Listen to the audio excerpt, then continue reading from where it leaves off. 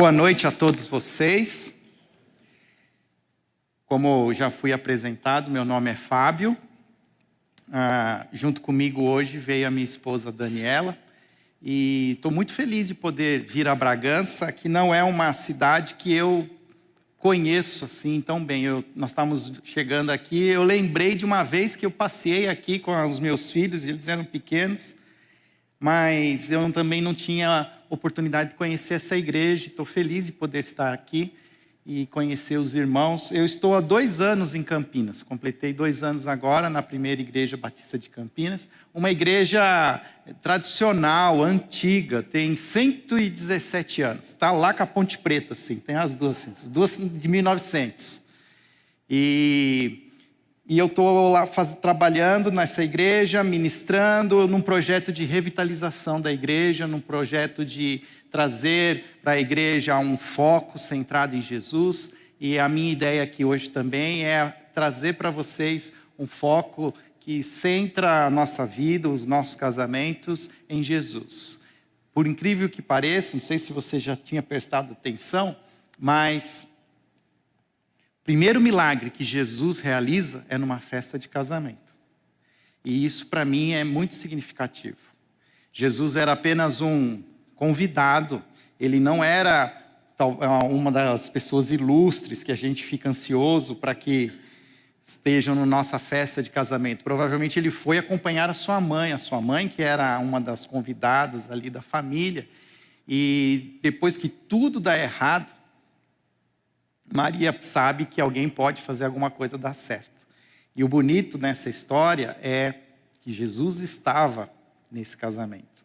E nós precisamos convidar Jesus para o nosso casamento, para que Ele possa suprir toda vez que a gente não tiver condições. Ele pode. Toda vez que eu achar que acabou, Ele vai dizer, ainda dá certo, ainda pode ficar melhor.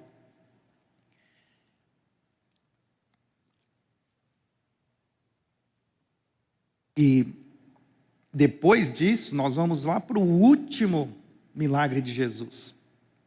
Também no livro de João. O último milagre de Jesus é a ressurreição de Lázaro. Também acho isso significativo. Talvez você possa estar aqui hoje achando até que o seu casamento está morto, que não existe mais vida nele. Mas Jesus pode trazer vida ao seu casamento. Estou com uma vontade de tossir, só que eu não posso. Você baixa aqui para mim.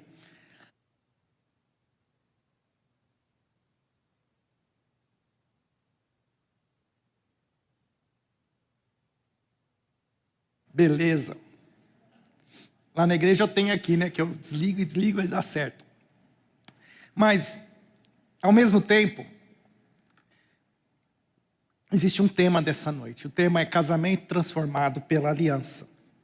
O que eu fiquei pensando nesse tema? E para mim tem 2 palavras muito fortes: casamento e aliança. Não sei se você já pensou sobre isso. Na verdade, talvez pensar nisso agora talvez seja até tarde demais, porque todos aqui são casados. Não tem ninguém aqui que ainda está pensando em casar. Tem noivos aqui, todo mundo é casado aqui. Todo mundo casado.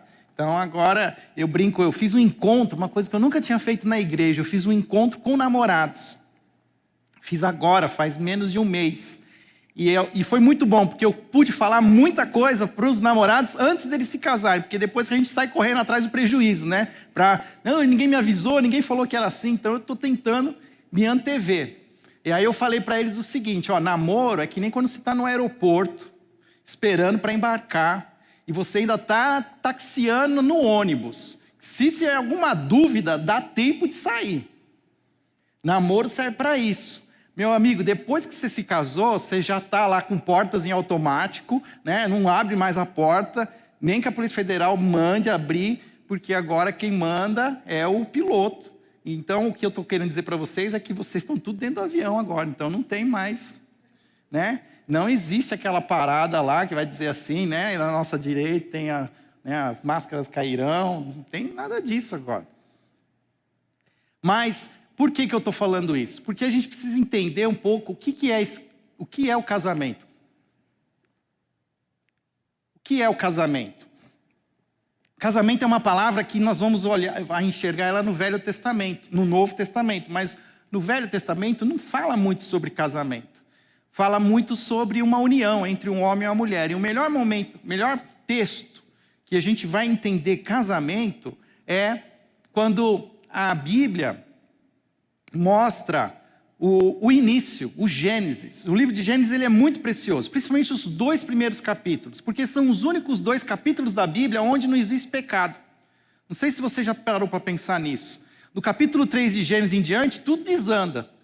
Tudo vai dando errado. Mas até o capítulo 2 é tudo certinho, é perfeito, é tudo sonhado, não tem a presença do mal. Então eles são muito preciosos porque qual é o papel de Jesus? É resgatar isso. É trazer de volta esse equilíbrio, essa satisfação que existia em Gênesis. Não necessariamente agora no paraíso, mas em Bragança, em Campinas. E nós precisamos então olhar, isso é importante. Se eu estou aqui hoje falando sobre casamento, eu preciso dizer para vocês isso. E olha só que interessante, no versículo 18, ele vai dizer assim: então o Senhor Deus declarou, não é bom que o homem esteja só. Farei para ele alguém que o auxilie e lhe corresponda. Então o Senhor Deus fez cair em profundo sono, e enquanto esse dormia, tirou-lhe uma das costelas, fechando o lugar com carne. Com a costela o Senhor fez uma mulher e levou até ele. Disse então o homem: esta sim é osso dos meus ossos e carne da minha carne. Ela será chamada mulher, porque do homem foi tirada. E depois aqui ele tem um versículo 24 que diz: por essa razão o homem deixará pai e mãe e se unirá à sua mulher, e eles se tornarão uma só carne. O homem e a mulher viviam nus e não sentiam vergonha. Vocês conhecem esse texto. E esse texto ele é tão importante que Jesus Cristo repete esse texto. Jesus ele é interrogado sobre o divórcio. E aí ele fala assim: vocês não veem o que está escrito? Vocês não lembram o que está escrito? Deixará o homem, pai e mãe, e unirá a sua mulher, e os dois serão uma só carne. Portanto, que Deus uniu, não separe o homem. Então Jesus, o que ele faz? Ele homologa, ele fala assim: olha, continua valendo. Isso é o princípio.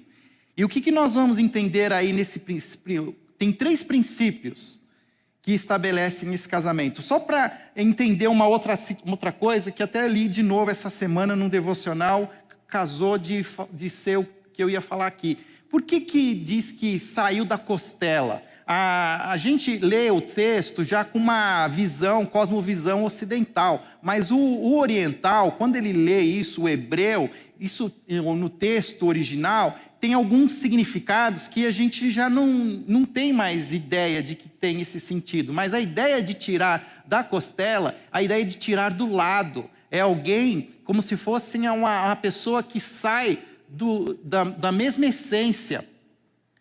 Porque nós já vivemos, de novo, sobre a influência do pecado. E sobre a influência do pecado, existiu uma sobreposição do homem sobre a mulher. Então, quando a gente olha, a gente já está também com a nossa visão, olhando para Gênesis com pecado. E tem que imaginar que não existe maldade.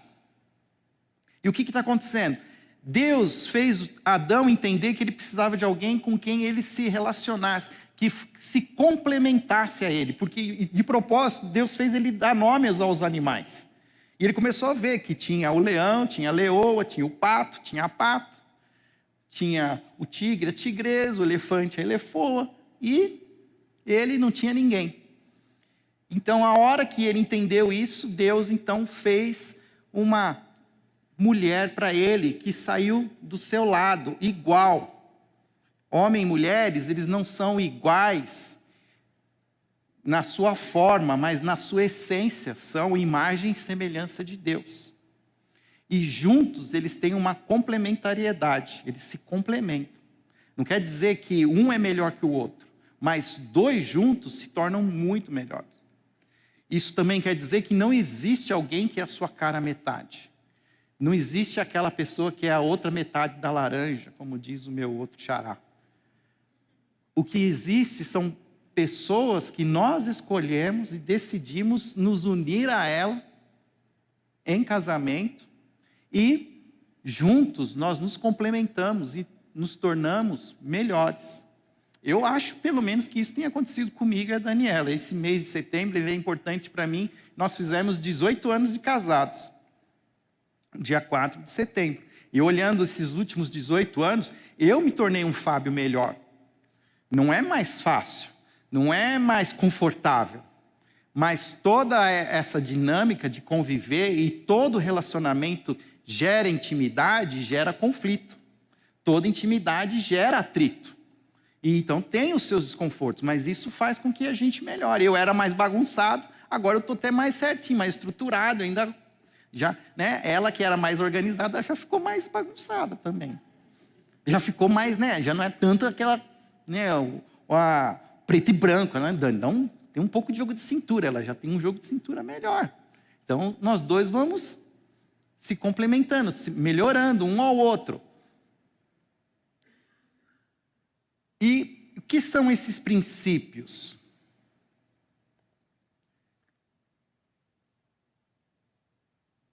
Que nós falamos no casamento. Preciso ir rápido, senão não dá tempo. 3 princípios. Deixar pai e mãe. O que significa deixar pai e mãe? Casamento é uma nova união. Casamento não é mais estar debaixo da autoridade do seu pai e da sua mãe. Alguns nunca tiveram isso, mas a gente também sabe que muitos até hoje são influenciados pelo pai e a mãe. Deixar pai e mãe é se tornar um casal, se tornar independente, isso emocionalmente, financeiramente. Quantas vezes eu também não atendo casais que vão lá porque tem uma sogra ou um sogro que põe dinheiro e aí discute lá porque está gastando e porque os filhos não conseguem suprir. Então isso já eram princípios que a gente não pode dizer, isso daí dá certo, dá para fazer desse jeito mesmo. Não dá para fazer. Você está levando para o seu casamento muitos conflitos que não precisam acontecer. Então essa ideia de deixar pai e mãe, ela é muito importante. E deixar pai e mãe e não voltar mais para a casa do pai e da mãe, porque depois também tem essa, né? Às vezes os casais estão lá nos seus dias difíceis, aí falam, vou dar um tempo. Aí o que acontece? Vai para a casa de quem? Do pai e da mãe. Se vocês aqui, os mais velhos, já têm filhos e eles estão se casando ou já se casaram, faz o seguinte, olha, não abre mais a porta da casa, ele tem que se virar, ele tem que dormir com quem ele escolheu. Não tem essa de ficar dando tempo. E muitas vezes eu vejo também os pais voltando, meu filho, nossa, eu falei para você que não era para casar. Não tem mais essa, é uma decisão, acabou. Então nós precisamos ajustar. São coisas que eram muito óbvias, mas que conforme vai passando o tempo, 2017 anos depois de Cristo, muita coisa diferente. E aí a gente até cai numa armadilha. Fala, mas agora isso é normal. Isso não é normal, pode ser comum. Muitas coisas são comuns hoje, mas nós nunca podemos cair na armadilha de dizer que são normais. Normal tem a ver com normas, tem a ver com alguma coisa que foi pensada, projetada, para que funcionasse de uma maneira normal. Então, como funciona um casamento normal? Funciona quando o homem deixa pai e mãe e se torna com a sua mulher uma nova unidade familiar. Unir-se à sua esposa, o que significa isso? Unir, tem a ver com unir a visão, unir as intenções, unir os mesmos sonhos. Às vezes eu fico vendo assim, até um exemplo exagerado. O rapaz quer ser missionário na Índia. E apaixonado perdidamente pela menina que também é apaixonada. Mas diz assim, eu não vou para a Índia, mas nem morrendo. Então isso não é um casamento que eles podem se amar. Mas não tem as mesmas intenções. E isso é muito importante. O casamento, ele funciona quando tem a mesma visão, tem as mesmas intenções. E muitas às vezes entra no casamento e fala, não, no casamento eu dobro ele, no casamento e aí acha que o casamento tem alguma mágica que vai fazer as coisas melhorar. Melhora ou piora as coisas? Piora. Casamento não resolve problema nenhum. Muito pelo contrário, você assume mais problemas. Mas não deixa de ser bom. Tem os seus lados bons, mas a gente tem que ser realista. E o casamento, então, ele precisa ter essa... Por isso que a gente fala, e às vezes quem é mais antigo de igreja, a gente usa uns jargões, mais evangeliquez lá, jugo desigual, não pode ter jugo desigual. Jugo desigual é isso. Qual é a sua missão em Jesus? E tem gente que está na igreja e está em julgo desigual, porque o cara tá, os dois são membros da igreja, mas um tem uma missão com Jesus muito menos comprometida do que uma outra pessoa. E isso nós precisamos entender que essas coisas precisam ser melhor ajustadas. Outra situação. Toda hora está entrando na minha tela aqui um negócio, não pagar. Tornar-se uma só carne. E o que significa isso? Então, depois de deixar pai e mãe, unir-se à sua mulher, unir as intenções, com a mesma motivação, mesmos sonhos, existe então a consumação do casamento no ato sexual. E de novo, né? O que tem acontecido, que é mais comum hoje? Se une sexualmente e depois pensa né? Como é que pode fazer para arrumar o casamento? Vamos casar. E na verdade, quando a gente se une sexualmente com alguém, nós já estamos nos casando com ela, diante daquilo que Deus propõe para nós. O casamento, ele é consumado com a relação sexual. Por isso que muitos casamentos até hoje, nos mais tradicionais e de comunidades mais antigas, tem a expectativa pela relação sexual de se consumar o casamento. E casamentos são anulados se eles não têm essa consumação sexual. E isso faz parte. E o que tem acontecido hoje é que tem se dito que, olha, isso aí não é uma coisa que precisa seguir à risca. Precisa sim. Porque, na verdade, e quem é mais casado há mais tempo sabe que não é a relação sexual que segura casamento. Então, nós precisamos entender que isso é um estágio que seria assim a cereja do bolo. Mas para isso acontecer, você precisa se tornar uma pessoa independente do seu pai e da sua mãe, unir as suas intenções com a esposa. Eu estou com um problema terrível com um rapaz lá na igreja, que ele está lá transando com a namorada e ele chega para mim na cara dura dizendo, eu não acho que isso é errado. E eu estou aqui, e até agora ninguém me convenceu. Me subiu aqui o sangue e eu falei assim, olha, eu não tenho que te convencer de nada. Sabe? Porque se Deus ainda não te convenceu, quem sou eu para... Eu não vou ficar te dando... Você já está em pecado, sabe por quê? Porque o seu pai já disse para você não fazer isso. E se o seu pai falou para você não fazer isso, você devia pelo menos obedecer o seu pai, que é honrar o pai e a mãe. Então você já está desobedecendo o seu pai. E vai pensar que você é um moleque. Demorou 20 minutos a minha conversa com ele. Porque, sabe, e aí eles acham que é assim mesmo, e não é. Então, todas essas situações, elas são importantes. Então, um casamento, e Jesus repete a mesma expressão, deixará pai e mãe, unirá sua mulher, e os dois serão uma só carne. Deixa eu passar aqui. Olha só como isso funciona num gráfico. Fiz aqui um desenho. O que é o casamento? O casamento, então, é a união do homem e a mulher, mas percebe que existe uma área entre eles dois que se torna a mesma, mas assim, eles não estão um em cima do outro, porque existe ainda as individualidades. Eu continuo sendo o Fábio e ela continua sendo a Daniela. Tem áreas da nossa vida que nós estamos em união perfeita, mas tem coisas que eu faço e ela não faz. Eu gosto de correr, ela não corre, mas eu não fico na expectativa que ela vai correr comigo. De vez em quando ela se anima, mas eu tenho que correr porque eu gosto de correr e eu vou correr. Porque isso me faz bem e me faz até um Fábio mais doce para ela. Então, eu preciso entender que ela gosta de nadar e eu detesto nadar. Então, vai nadar. O duro é que eu tenho ido junto nadar também. Passo uns nervosos lá. Mas a gente tem que entender que tem essa... E a gente acha que no casamento tem que fazer tudo igualzinho. Né? Tudo junto, tudo junto. É legal fazer tudo junto. E é muito bom. Mas também tem coisas que cada um de nós vamos entender que nós continuamos sendo quem nós somos. E casamento nenhum muda quem nós somos. E nós precisamos entender isso. Outra coisa que diz aqui, olha, tá vendo os pais? São outros núcleos familiares, né? E olha os filhos. Os filhos não são parte do seu casamento. Casamento é homem e mulher. Filhos são frutos do casamento, mas não é o casamento. E muitos de nós também esquecemos dos nossos cônjuges para focar nos filhos. Depois os filhos saem de casa, aí tem dois desconhecidos, né? Aquela síndrome do ninho vazio. do ninho vazio é que não se conhecem, não se relacionam, não tem nada em comum. Então, são situações que a gente precisa ver. Isso aqui, apesar de ser um desenho estático, isso pode ser dinâmico. Tem horas que nós estamos, né, mais unidos, tem horas que não estamos fazendo tantas coisas juntos, mas isso é uma coisa que é importante e precisa existir. Então, só para a frase que... Então, Jesus, no versículo, em Mateus 19, ele vai dizer, né, que não foi assim desde o princípio. Por quê? Porque aí vem aquela questão do divórcio, né? Então, mas dá para sair disso? Dá para sair disso, mas não era assim que tinha que ser.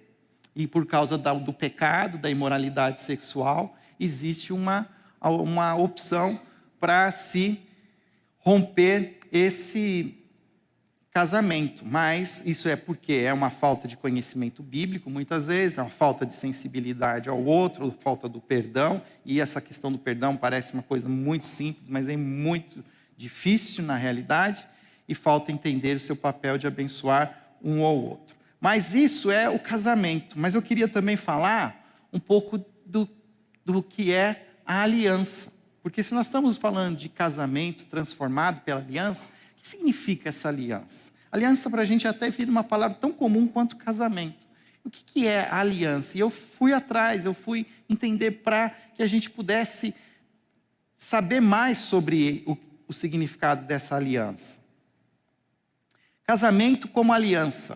O que nós entendemos então? Então eu coloquei aqui, o casamento como um vínculo sagrado entre um homem e uma mulher, instituído por Deus e firmado diante dele, ainda que o casal não reconheça isso, consumado normalmente pela relação sexual. Por quê? Porque isso parece óbvio, mas não é tão óbvio assim, porque casamento pode ser um contrato civil. A lei hoje tem lá dispositivos para você ter um casamento civil, uma união civil. Mas casamento não é uma união civil só, é mais que uma união civil. Casamento não é um sacramento. Quem vem de igreja católica tem muito essa palavra de sacramento, porque o que significa o sacramento? Porque a igreja, ela institui o casamento e a igreja tem uma autoridade sobre... Então, só a igreja pode fazer o casamento, e não é isso, não é tanto a igreja, é mais ainda profundo, é o próprio Deus. Então, é uma aliança que nós fazemos com Deus.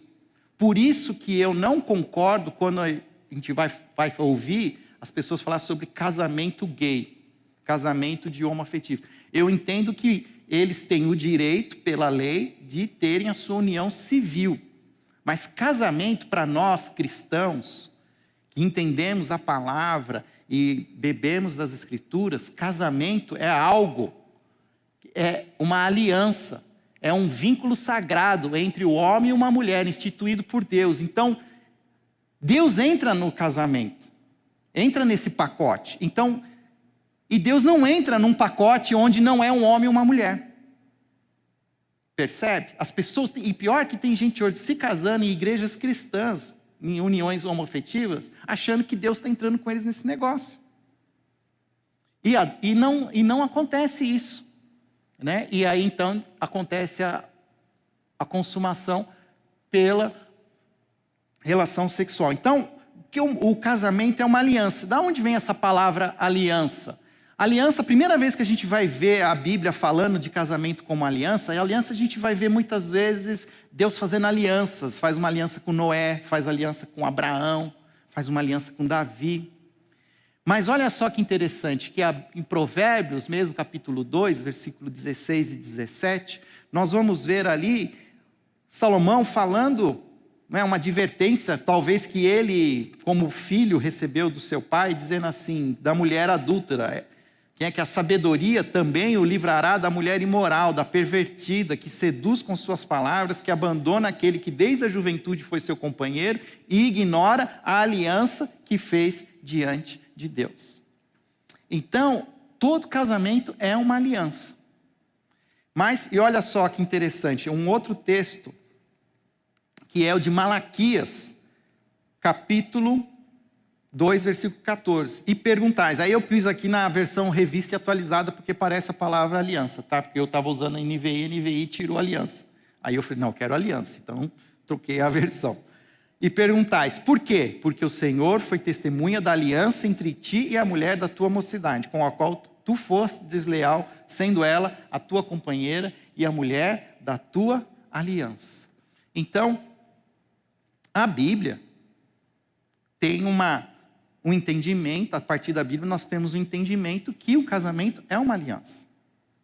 E nós precisamos entender isso, essas características. Então, tem 5 características do casamento com uma aliança, que parecem ser assim óbvias, mas que vale a pena, já que estamos aqui fazendo uma revisão.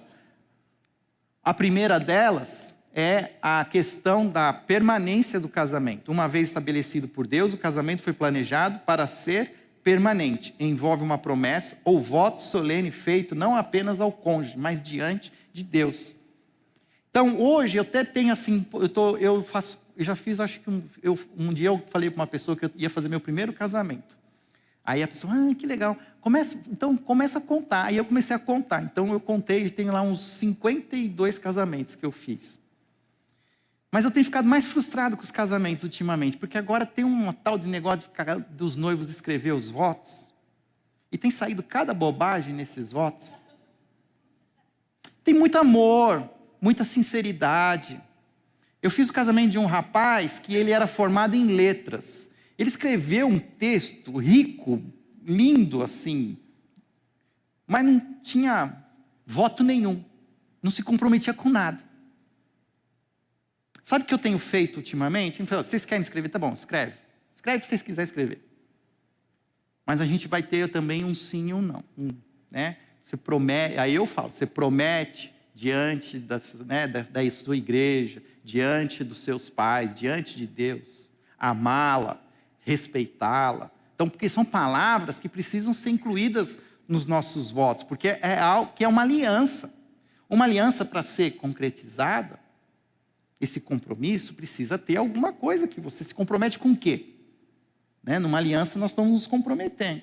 Então, comprometer com amor, com respeito, perdão, fidelidade, são palavras. Então, quando alguns que eu sei que são mais são mais fáceis para aprender, eu falo, então usa essas palavras, respeito, amor, fidelidade. Usa essas palavras para escrever o seu voto. Mas isso é uma coisa importante, que nós precisamos entender, que nós estamos fazendo uma promessa, não só ao nosso cônjuge, mas diante de Deus. E que nós queremos cumpri-la. Então isso tem um caráter permanente. Tanto que nós usamos até uma palavra mais hoje, vamos dizer, mais contemporânea para casamento, que é união, né? Nós vamos nos unir. Porque é isso mesmo, é uma união. E união, qual é o contrário, né? O antônimo de união? Desunião. É uma palavra feia, né? Desunião. Agora, qual é a palavra do mundo moderno? Conexão. E a gente está entrando nos casamentos achando que casamento é conexão. Porque a conexão permite a desconexão. E desconexão não é uma coisa tão incômoda. Né? A gente faz isso direto no WhatsApp, né? Alguém lá é muito chato, a gente bloqueia ele, desconecta, não sei o quê, sai do grupo. Mas casamento não é isso. E eu falo isso por causa das novas gerações. As novas gerações estão trazendo alguns costumes virtuais para o casamento real. Aí acha assim, deu 2 anos, não está mais, né? Não quero mais. Meu amigo, não tem mais, não quero mais. E é interessante, assim, algumas crises que a gente via em casamentos, uns 5, 10 anos, os casais estão tendo com 1, 2 anos. Um casal da minha igreja com 2 anos de casamento. Na verdade, quando eu cheguei, eles tinham acabado de casar. E acabei agora de vê-los acabar com o casamento. Em 2 anos, as coisas já... Sabe? Então, e aí, quando você conversa com as pessoas, fala assim, olha, mas você... uma vez eu conversei com um casal, até quando eu ainda estava em São Paulo. E aí ele falava assim para mim, mas eu vejo Deus me abençoando fora desse casamento, não sei o que. Eu falei, cara, não fala isso. Não espiritualiza. o que não precisa ser espiritualizado. Se você está se dando bem fora do seu casamento, do seu trabalho, não sei o quê, isso é pela sua competência, pela sua habilidade, pela sua expertise, mas isso não tem nada a ver, porque Deus está no seu casamento. Deus se comprometeu com o seu casamento, não com o seu trabalho, não com o seu hobby. Ele não está nessa aliança, ele está no casamento. E se você se comprometer, ele ajuda, porque daí é de novo a história de Jesus no casamento. Eu não consigo mais, assim, não tenho mais o vinho, não sei o que fazer. Jesus sabe fazer. Mas a gente não quer também a ajuda de Deus. A gente quer resolver. E divórcio, eu aprendi essa frase, eu gosto dela. É um remédio muito forte, com um efeito muito fraco. Não sei se tem gente aqui que já passou pelo divórcio ou conhece. A gente sabe que o divórcio não resolve problema nenhum. O divórcio traz até mais algumas questões técnicas também que tem que ser administradas e que vão trazer também as suas dores. E não é um remédio assim tão fácil como é vendido por aí. Então a questão da permanência é uma ideia que faz parte de entender o casamento como uma aliança. Uma segunda característica é a sacralidade do casamento. É uma palavra que às vezes a gente não pensa muito nela, mas o casamento não é apenas um acordo humano entre duas pessoas que consentem com ele, uma união civil, já falei isso. É um relacionamento vivido diante de Deus e em sujeição a Ele. Ou seja, então é aquilo que eu já falei, Deus está no casamento, então o casamento é sagrado. A gente tem muito essa coisa de fazer o que é sagrado e é secular. Na verdade não existe vida secular e vida sagrada. Você já viu Deus saindo de algum lugar? Então se Deus está em todo lugar, então tudo tem a presença de Deus, é sagrado. Que negócio é esse que o seu trabalho é secular? O seu trabalho é sagrado, você leva Deus com você ou você deixa Ele em casa? E o casamento é mais ainda, porque o casamento você se comprometeu numa cerimônia. Por isso que as cerimônias, elas são importantes. Às vezes os casais hoje estão pensando tanto nas festas de casamento e não pensam mais na cerimônia. Sabe? E aí eu sou o pastor e eu fico até frustrado, assim, aí faz aquele casamento, aí está todo mundo já esperando para ter a festa, para não sei o quê. E na verdade tem uma coisa, uma parte, um componente tão importante que é o casamento, e isso está se perdendo, mas é essa sacralidade, que é uma coisa, olha, estamos convidando Deus para fazer parte disso. E Ele tem isso porque isso é um projeto de Deus, é uma ideia, Ele está disposto a entrar nisso com você. A ideia da intimidade do casamento. O que significa isso? Que o casamento não é apenas... Ixi, eu não troquei aqui, olha, fiz uma besteira. Não atualizei. Mas o que significa a intimidade do casamento? Que vocês dois precisam entender que nessa aliança vocês se comprometeram com as coisas. Tudo é de vocês agora, tudo é de todos, os dois. Não tem mais aquela coisa de fazer, às vezes por causa de algumas questões técnicas, até tem contas bancárias separadas. Ah, você usa o seu dinheiro. Até esse casal que se separou com 2 anos tinha uma briga por causa disso. Que tinha uma divisão do que um que pagava, que o outro pagava com o seu dinheiro. Ah, mas eu já gastei seu dinheiro. Ah, você não guarda o seu dinheiro. Não é o seu dinheiro, é o nosso. Então, essa coisa da intimidade. Não tem mais essas divisões. Outra parte que a união vai mostrar do casamento é muito mais rápido que eu. Mutualidade. O que significa isso? Casamento é um relacionamento de abnegação mútua e voluntária entre 2 seres humanos. Tem o texto de Efésios, capítulo 5, que é um texto que vocês talvez conheçam, fala lá do homem e da mulher no casamento. Os cônjuges devem se preocupar, acima de tudo, com o bem-estar um do outro e se comprometer um com o outro em amor e devoção firmes. E isso é uma das coisas, talvez, que mais nós não estamos entendendo nos dias de hoje. Que casamento nenhum nos torna mais felizes. E essa história de que casaram e se tornaram e ficaram, viveram felizes para sempre, isso não existe. E a gente ensina as crianças, Porque casamento nenhum deixa alguém mais feliz. Porque a minha felicidade, a minha satisfação, o meu contentamento, eu preciso ter em Jesus. E se eu recebo de Jesus, então eu posso repartir com o meu cônjuge. 1 Coríntios 13 é um texto conhecido sobre amor. E aí o que ele fala lá? É um amor que vem de Deus. É um amor ágape. Troca a palavra amor por Jesus, que é a expressão do amor, a expressão real. Tudo sofre, tudo crê, tudo espera, tudo suporta. O amor não se ira facilmente, então Jesus não se ira facilmente. Então eu preciso, acabou aqui o chão. Eu preciso me encher de Jesus para poder repartir Jesus, para tudo suportar, tudo cuidar. E aí não é isso, e a gente fica no casamento com o que eu ganho, o que eu recebo. E não é, casamento é uma doação. O casamento ele tem esse aspecto que nós precisamos zelar pelo outro. Como eu posso tornar a Daniela mais satisfeita? E isso nós precisamos entender isso. Por último, a exclusividade do casamento. Então, além de permanente, sagrado, íntimo e mútuo, o casamento também é exclusivo. Isso significa que nenhum relacionamento humano deve interferir entre o compromisso de casamento entre marido e mulher. De todas as alianças, todos os compromissos que você fizer na sua vida, nenhum pode ser mais importante que o seu casamento. Nem a igreja é mais importante que o seu casamento. Estava conversando com a Dani agora de uma situação que está acontecendo na minha igreja, de um desses, um líder que está deixando de ser líder porque está com uma questão no casamento lá. E eu falei para ele, olha, você tem que prestar atenção no seu casamento. Você se comprometeu com ela e você precisa dar atenção agora. Esquece as outras coisas. As outras coisas não têm importância. Eu como pastor, a primeira igreja batista de Campinas pode me querer como pastor hoje, mas pode ser que amanhã ele não queira mais. E a Daniela? Ela tem uma expectativa de que eu continue sendo o marido dela. Então, e às vezes a gente começa a trocar as prioridades. E tem coisas assim, nem os filhos podem entrar numa prioridade maior do que o nosso próprio casamento. De alimentá-lo, de cuidar dele. E quando a gente fala que um casamento transformado pela aliança, é entender isso, é entender essa participação de Deus. E eu falo em Deus, mas eu quero voltar para terminar. 5 minutos para terminar, tá bom? Pode ser? Eu não sei mais quanto tempo eu tenho.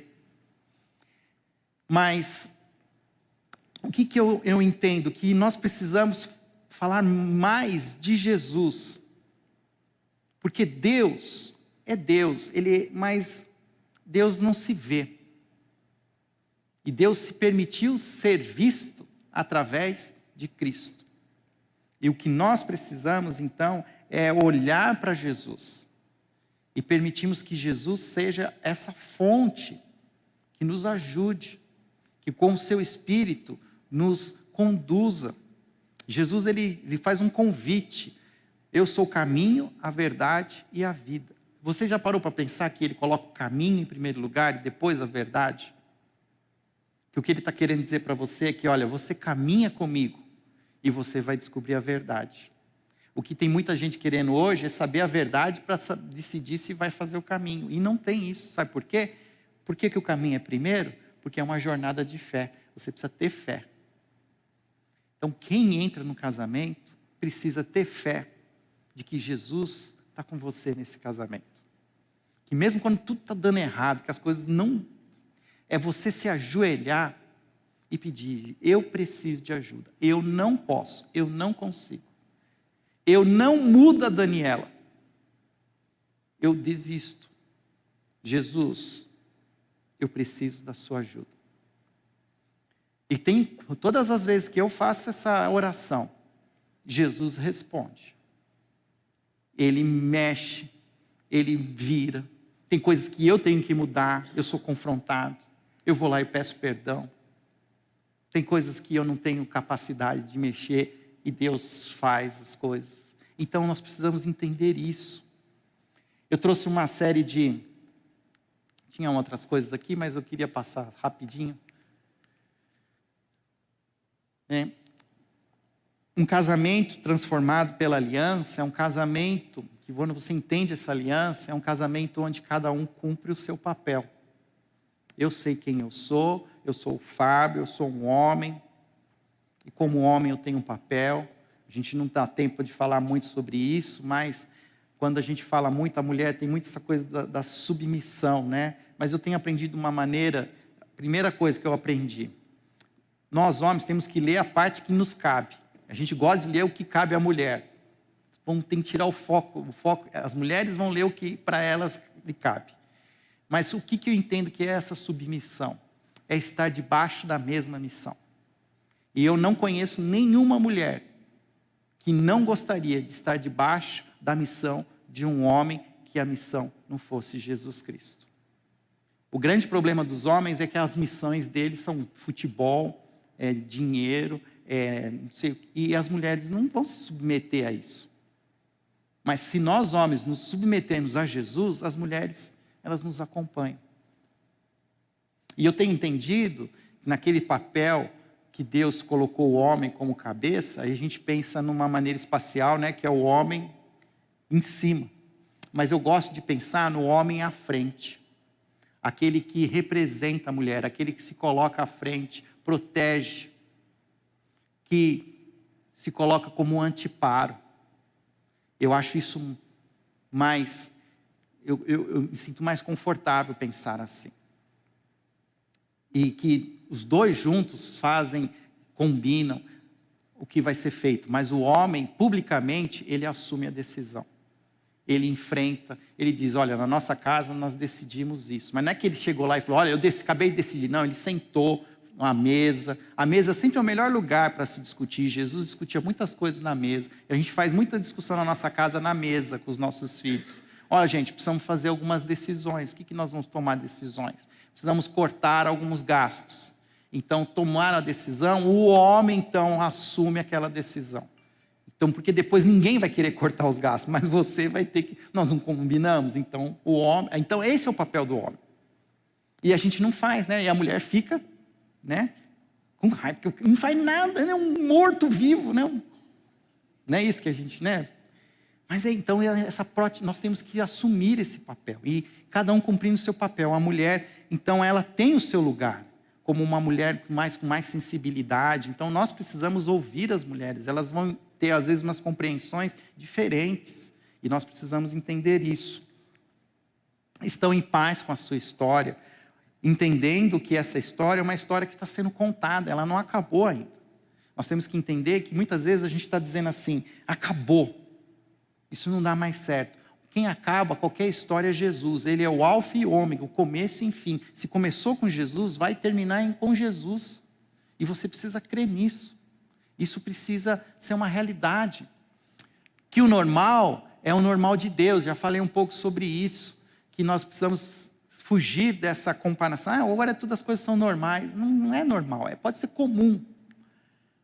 As dívidas são perdoadas, talvez de todas as coisas que nós precisamos aprender e talvez até nos fazer até novas votos de compromisso e estarem sempre renovando esses votos, o perdão, ele precisa ser algo importantíssimo. Porque eu e você somos todos falhos, somos pecadores. Tem um livro chamado Significado do Casamento, Timothy Keller. Ele, logo no começo, ele diz assim, imagina duas pessoas pecadoras entrando na intimidade de um casamento. Você acha que esse negócio vai dar certo? Olha, olhando de fora, tem tudo para dar errado. Porque cada um de nós, quando nos conhece, sabe que nós não somos perfeitos. Ninguém se dá nota 10. Então, com certeza, a gente vai falhar, a gente vai machucar. E a gente acaba machucando, geralmente, as pessoas que nós amamos. E nós precisamos aprender a entender o perdão. O perdão deveria ser um outro tema para ser discutido aqui com profundidade. Mas só para vocês entenderem que essa palavra ela precisa ser real, ela precisa existir no casamento. O amor não para. Ou seja, eu recebo de Jesus e eu reparto esse amor com Jesus. Então, Jesus é a fonte da inspiração. E, para terminar, eu trouxe aqui a imagem da videira, porque essa talvez é a grande metáfora da espiritualidade cristã. Quando Jesus diz que Ele é a videira e nós somos os ramos. E se nós permanecermos nele, nós poderemos dar muito fruto, pois sem mim vocês não podem fazer nada. A gente gosta da parte que fala do dar muitos frutos, mas a gente depois não pensa que a gente não pode fazer nada. Então, ou seja, até o nosso casamento não será um sucesso sem Jesus. Então, Jesus, ele é a fonte da inspiração. E uma última coisa. Ramos não se alimentam dos frutos. Ramos se alimentam da videira. Ok? Casamento nenhum é um sucesso. O sucesso do casamento é Jesus. Se Jesus está no casamento, ele já é um sucesso. Porque sem mim, vocês não podem fazer nada. Amém?